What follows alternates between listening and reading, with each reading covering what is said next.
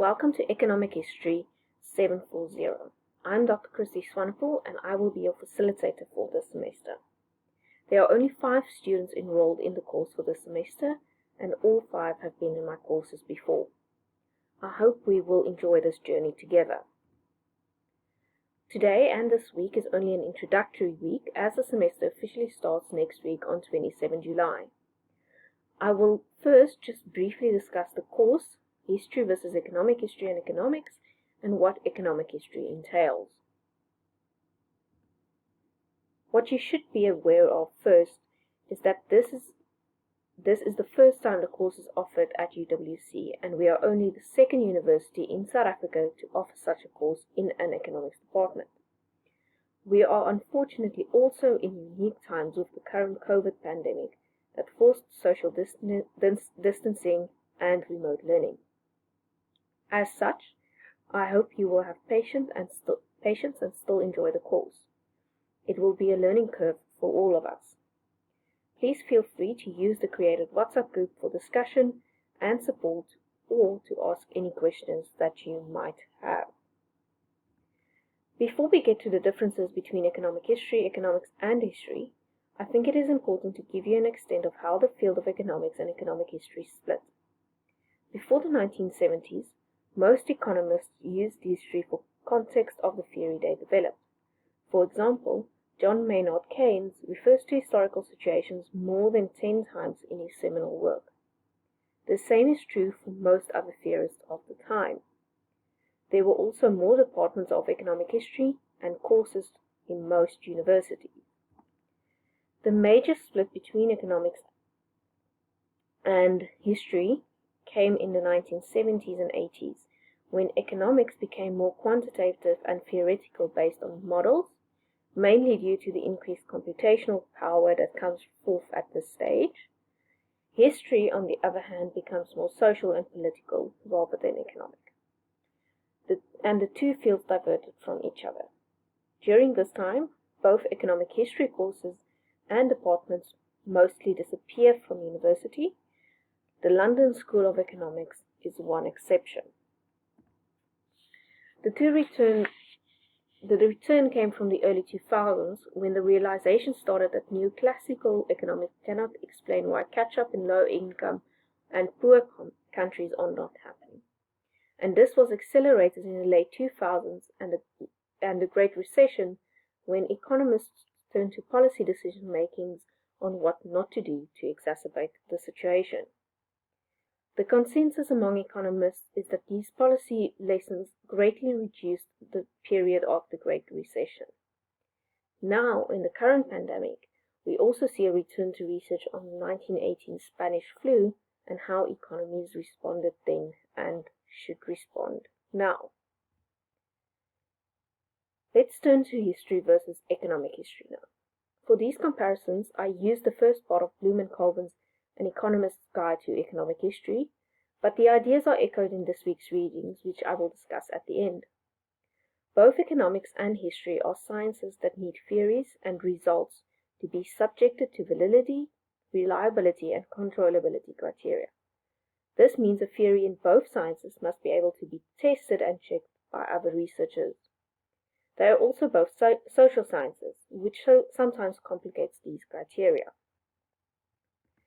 The main difference between economics and history stems from the type of research questions that they ask. Economists are interested in the general law or patterns, which makes them often focus on the average from many observations. Historians, on the other hand, ask specific questions or on individuals or time periods. An economist, for example, asks, how do markets work? An historian asks, how did the cheese market in the 17th century Gouda work? An economic historian is interested in both these questions and combines the two. It is also important to remember that both history and economics can be bad science when these criteria of validity, reliability, and controllability are not met.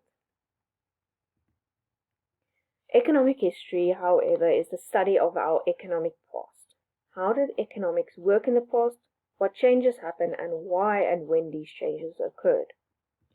As I mentioned before, the field has become more central in recent years.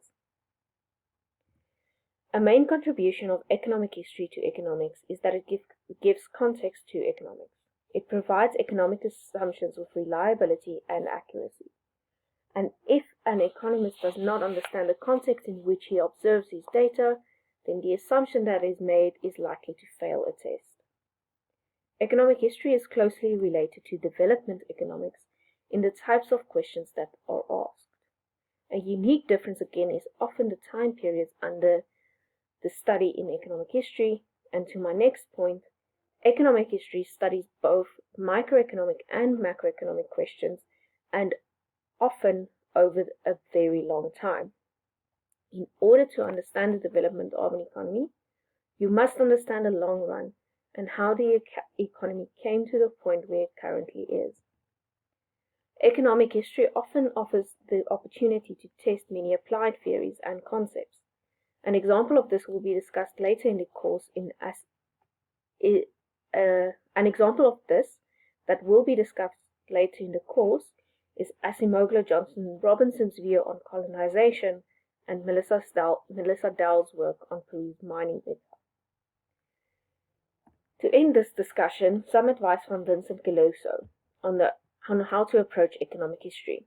For those who consider venturing down the path of becoming an economic historian, my suggestion is to read voraciously in both economic history and historical topics, in both economic theory and historical topics. Do the two simultaneously.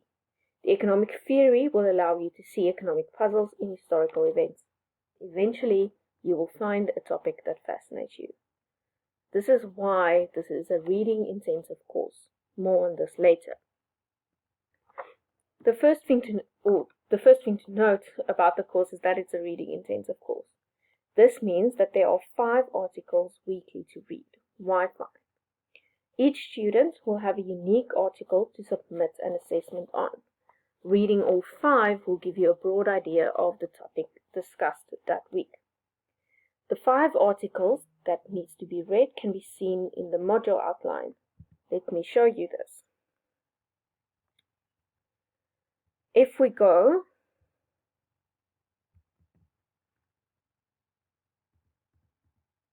scroll down to the module schedule, for example, in week 3, that starts on 7 August, or the due date is 7 August, the demographic transition is what we will discuss. For example, Ms. Mulal will submit a summary on the paper by Clark and Hamilton from 2006, while Ms. Mazana will present a paper by Alton and Pyack from 2016. If you click on the reference below your name, the PDF will take you to that entire reference. All the required papers are already uploaded in separate folders on eCanva.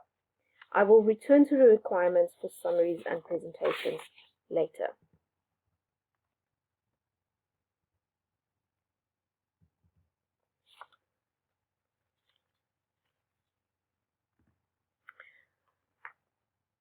The summaries are on seminal papers, while the presentations are on more recent or applied papers. For the first 2 weeks, including this week's introduction, there are no presentations or summaries. This week and next, this week's 4 papers are Schumpeter, McCloskey, Solo, and Crafts, all legends in the economic history field. Schumpeter in 1947 wrote the article entitled The Creative Response in Economic History. He describes an ideal world in how economists and economic historians can work hand in hand. He suggests 3 creative criteria which economic history brings to the table. An important one of these are that the economic historian can analyze historical cases that provide the theorist with strategic assumptions. And as mentioned before, history offers the context to economics. He ends by stating that change is continual, and an economic historian is often more able to deal with change than economists and theorists are. McCloskey, our second paper, asked the question already in the title. Does the past have useful economics? His short answer is yes. In this paper, you will find more of the development and divide between economics and economic history that I discussed before. He discusses the number of articles which references history in the top 5 economic journals and show that change over time. Throughout the paper, he references many of the famous economic names that you should know. He ends with the conclusion why the past has useful economics, that it gives more economic facts, it provides better economic facts, and ultimately leads to better assumptions and better policies. Something to note here is that Donald McCloskey no longer exists, but after this exchange became Deirdre McCloskey. The reason why I mention this is because she wrote another book entitled Economical Writing, which has greatly improved my own writing. Solo 1985 is our third paper for this week, and is a short 5-page article on how to practice economics with economic history. His conclusion is that human interactions are embedded in social interactions, culture, and institutions, and this is the reason why economics can learn and gain from economic history. We will discuss more of this in the session on institutions. Kraft's 2012 is the most recent paper and was written since the renaissance of economic history. The paper is also published in the Economic History of Developing Regions because of the renewed interest in developing regions' economic history. He discusses the large synergies that exist between economics and economic history. He explains how economic history can contribute to the understanding of economic phenomena like wages in sectors and negotiations. He explains how economic historians can offer unique and long-term perspective on economics, like why neoclassical economics cannot explain the divergence between national incomes. He ends the article with a warning for the economic historians, saying that economic historians should ask policy questions that matter for a general audience, and second, that they should focus on how they communicate their results. Again, use sources like McCloskey's Economical Writing. Finally, let's discuss the course's assessments. For all the assessments, more information can be found on eCanva. As mentioned before, there are weekly summaries and presentations by students. The summaries are maximum 2-page summaries, like the literature review summaries of ECO740. Presentations are maximum 20 minutes, presentations with PowerPoint and audio clips. Like the presentations done for ECO701's oral presentations. More information can be found on eCanva regarding the requirements of these submissions. You will also submit 2 essays. Essay 1 is currently due on 31 August, and all students will write on the topic of economic history and African economic history. The second topic will be chosen by the student on one of the topics covered in the course. It is due on 22 October, and the student must register their chosen topic with me by 31 August. One thing to note is that I am hoping that the course will be changed to a continuous assessment course rather than a final assessment course. If this does not happen, the final assessment will be based on Essay 2. I will either require you to submit a draft for the continuous assessment part and the final essay as the final assessment, or the continuous assessment Essay 2 will serve as a literature review for research proposal for the final assessment. I will keep you informed of these changes throughout the course and make them through announcements on eCanva.